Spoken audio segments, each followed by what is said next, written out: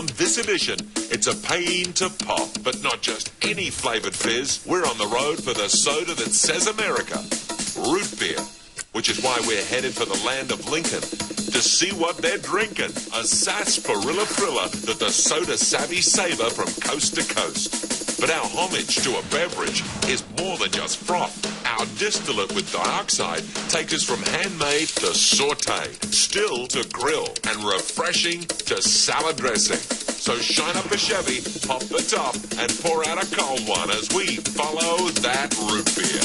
Ah, love it.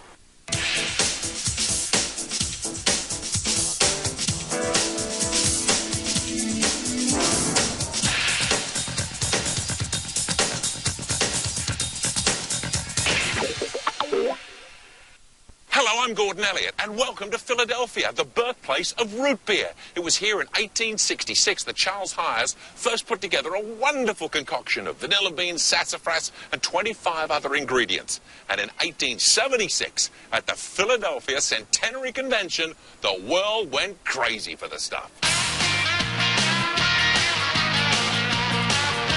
Root beer originates in the United States. It's a true American drink. That kick, that special herbal flavor, is something that we Americans have been drinking since way before we can remember, and it really links us together as a nation. And it was here in Chicago that root beer really took off. You see, this was a town that loved its suds, but when Prohibition stopped the serving of alcoholic beverages in the 20s, savvy marketers thought, we'll give them root beer. And Illinois fell in love with the stuff. So much so that today it's the home of one of the finest root beers ever made in this land. Cool Mountain sodas may only be 5 years old, but they've already become the favourite of fizz fanatics by recreating a flavour thought gone with the drive-in movie. Just ask Bill Decker, whose lust for the taste of the past forced him to found the company. What were you doing before you made root beer? I was an electrician. Now, that doesn't really lead naturally into root beer consumption. Absolutely not. Why? Well, childhood memories of going into the local pop shops and seeing stacks and stacks of glass bottles of many different flavors. You mean when you went looking for the root beer you remembered as a kid, you couldn't find it? No, you couldn't find it. But turning out a soft drink for the discerning demands more than nostalgia, because you can go get the vanilla oil and the honey and the orange oil and the lemon oil, even the sugar and the licorice. But unless you've got what Bill Peters has, which is over a century of family experience in making root beer, you just can't get that flavor. Is this recipe a secret, Bill?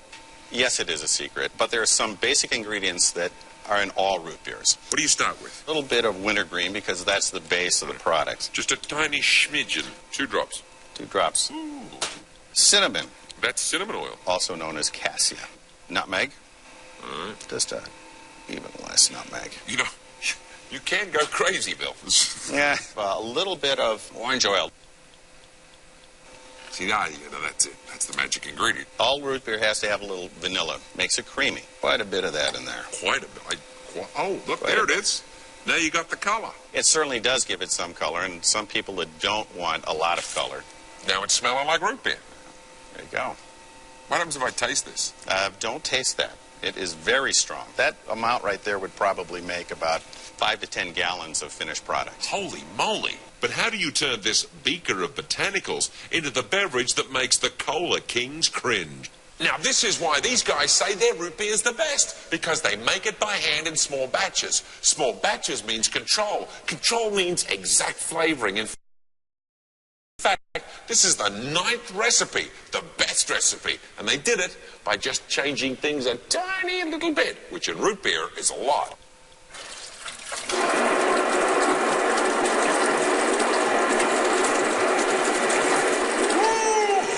That smells like a big glass of root beer.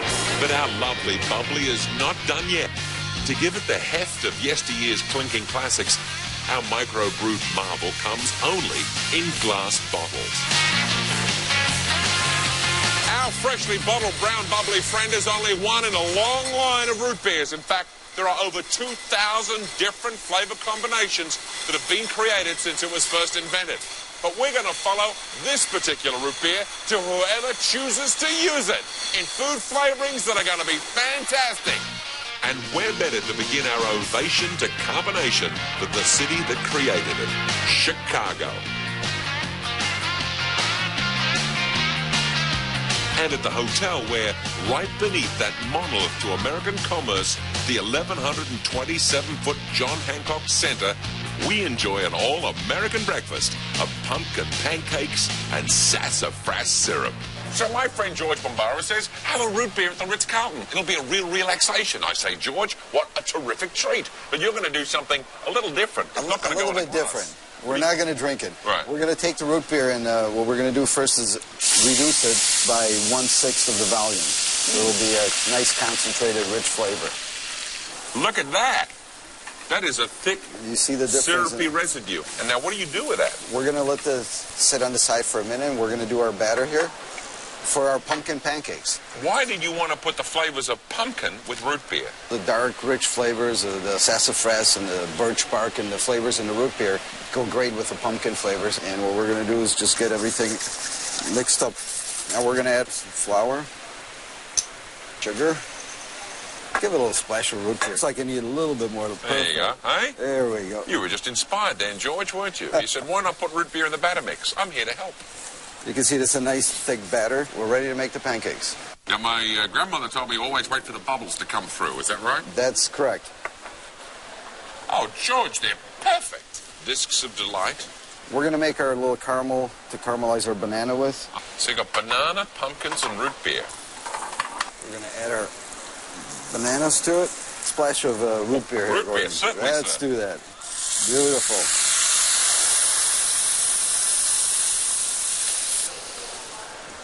This is the root beer reduction, the star of the show. So this is instead of a maple syrup. It's a good concentration of sugar, which allows it to reduce to this nice consistency. Top off with a little cinnamon whipped cream. That is a eat me. How do we attack this root beer rendezvous? I'm going to try the banana here. Okay, I'm going to go for the root beer syrup and a little cream. That's great. That's a fun morning dish. I'm going to try a little more of that root beer. That's great. With the pumpkin and the root beer. They go well together. Thank you, George. Thank you. You've opened up my mind. And isn't that what life's all about? Coming up on Follow That Food, our Chicago soda sojourn takes us to the psychedelic hangout of the city's sweet tooth sophisticates, sugar. Then we set sail for the South Pacific and the eatery with scenery. So spin with us as we spin around the world, following that root beer.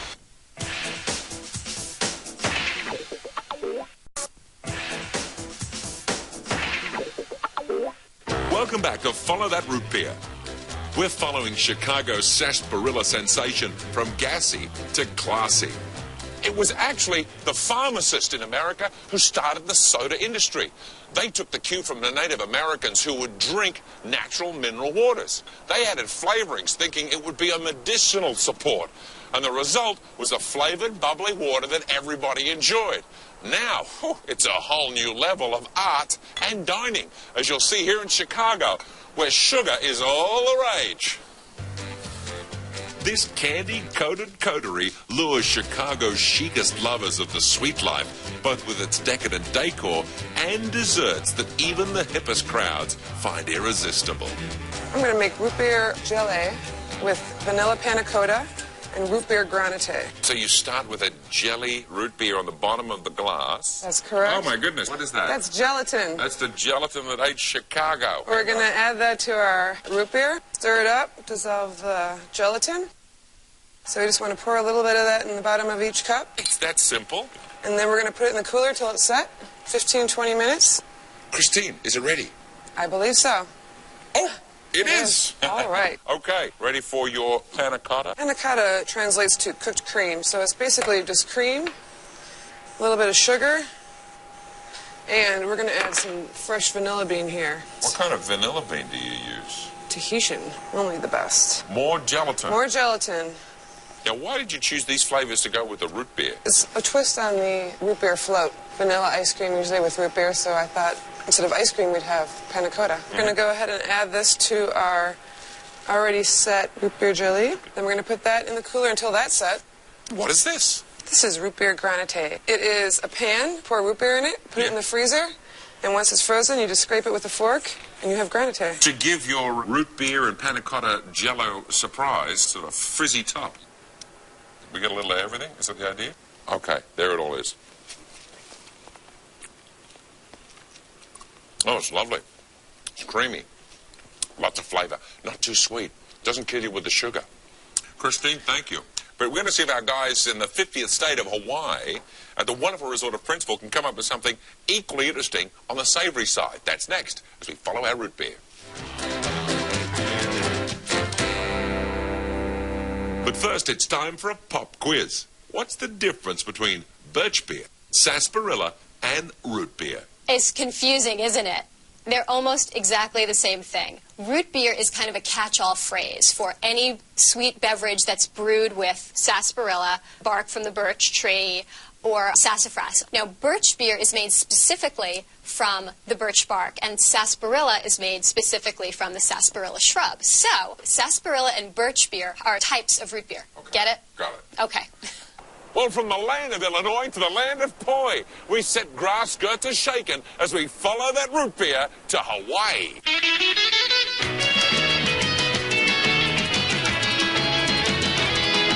Where in this tropical melting pot of Pacific cuisine, East meets West, and sweet and savoury have been island staples since the Polynesians first came to these shores in 300 AD. Today at the Princeville Resort, that tradition gets its newest twist as Chef Todd Oldham pairs root beer with the most luscious of fishes, hamachi, Japanese yellowtail. Now, why have you mixed the flavours of root beer with yellow tuna? When I think sassafras, I think sweet but warm flavors. We've got ginger, we've got hoisin, which has some sweet potato in it, and we're going to tie that together with a little bit of acid, which is with this little pickled banana flour here. Todd begins his root beer repast with the vinaigrette, combining shallots, hoisin, white balsamic vinegar, and mirin, Japanese rice wine. To this he pours in a quarter cup of our famous fizzy flavouring, slowly drizzles in olive and peanut oil, and whisks to bind the dressing. Okay. Oh, that's yummy. Oh, it is. It's tasty. Oh, that's You a can taste- full mouth of flavour. Correct. This gaseous garnish done, Todd starts the yellowtail. We're going to let this brown a little while. What do you like most about cooking in Hawaii? Oh, it's just everything is just incredibly fresh. That was one of the reasons why I came here. We have a 12-month growing season. And this is what you see outside of your window when you're working? Every day. Down there, somebody told me that's where they filmed South Pacific. That is Bali High right there. But we digress. Our decadent dinner is almost done, so Todd prepares a bed of local greens topped with roasted shiitake mushrooms. Now it's time for the root beer part. And what I have here are sabunganai. It's Ilocano for banana flour. Banana flour. They're a little bitter, that's why we pickle them, but it's a nice balance to the sweetness of the root beer. This is Hawaii on a fork right here. And the creativity of Todd Oldham and the majesty of the seas and a little root beer. It's sweet. It's nice. Working for you? Yeah. Goodness, that yellowtail's unbelievable. Yeah, it's so rich. It's like fish foie gras. You try banana flour? You like that? That's really pleasant. Yeah, it's interesting. It's sweet. Mm-hmm. Todd, you live up to your view. Thank you. Thank right you very here, much. South Pacific, the paradise of some enchanted evenings, some enchanted dinners. Todd will create for you, but we've got more movement to make as we follow root beer's path.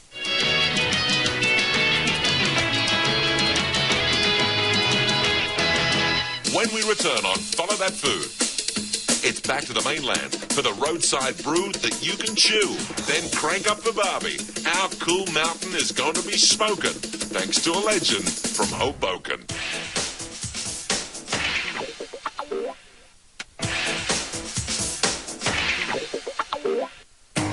Welcome back to Follow That Root Beer. We followed this thirst quencher from makers to breakers. But while this island paradise is a cornucopia of culinary excellence, it's time to turn up the heat on our teetotalist tonic and get home to the Hudson Valley, where the East Coast's Scoville scale sorcerer, Hoboken Eddie, mixes fizz with fire. But before we put our taste buds to the flames, we've got just a moment to cool our heels back in Pennsylvania, where, as the popularity of root beer spread, companies beginning in the 1920s with A&W realized that because of the automobile, Americans now had the means to travel beyond their nearest drugstore. And what better way to entice them than an icy mug of root beer? roadside stands made it their specialty drink. Vanessa, what is it you serve here today to people in their cars? This is a black and white milkshake. This is a black kale. And this is just our regular root beer. This is Weber's root beer, huh? Yeah, It's yummy. yeah, I know. It's my favorite. It's creamy. This is your black cow.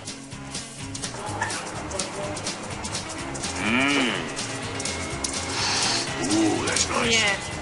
But as much as I'd love to root for the hometown brew, we need to follow our premium pop north to the Hudson Valley,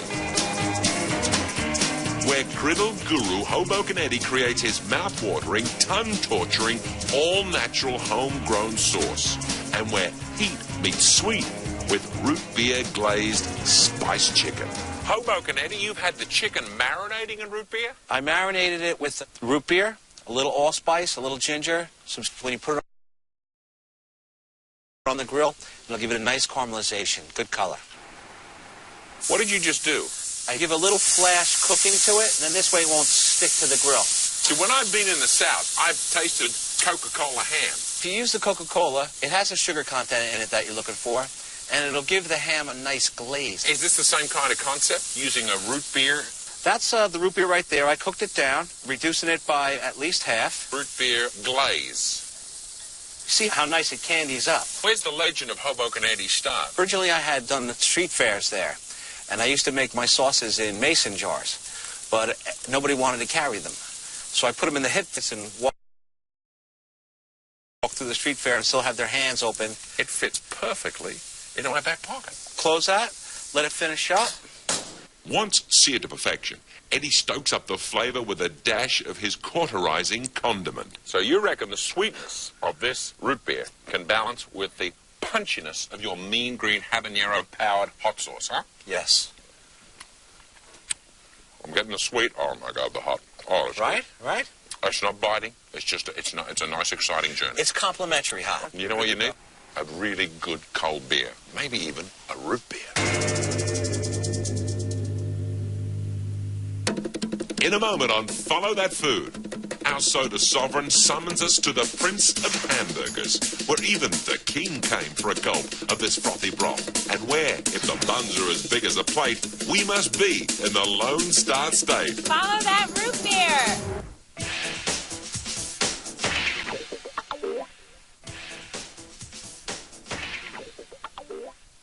Welcome back to Follow That Root Beer. We followed America's foamy favorite across the country, from icy to spicy.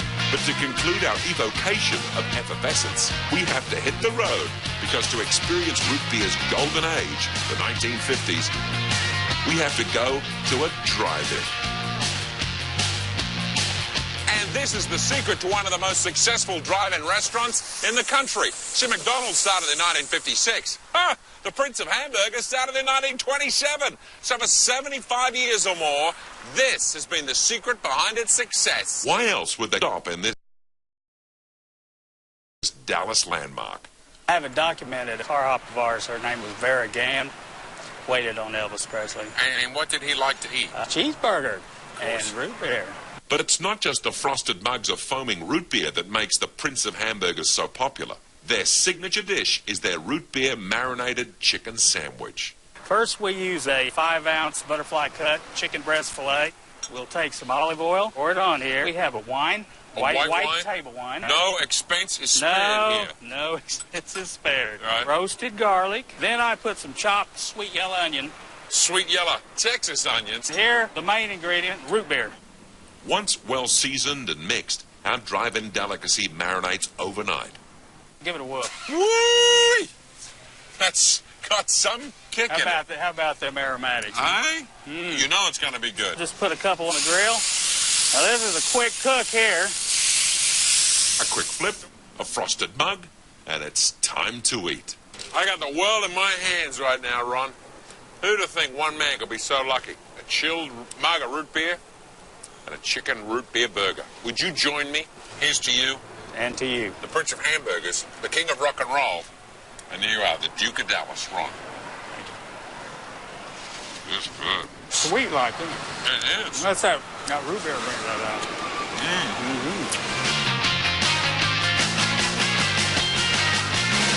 Apart from the great food you find here at the Prince of Hamburgers, there's another reason we came here to your wonderful establishment, Ron.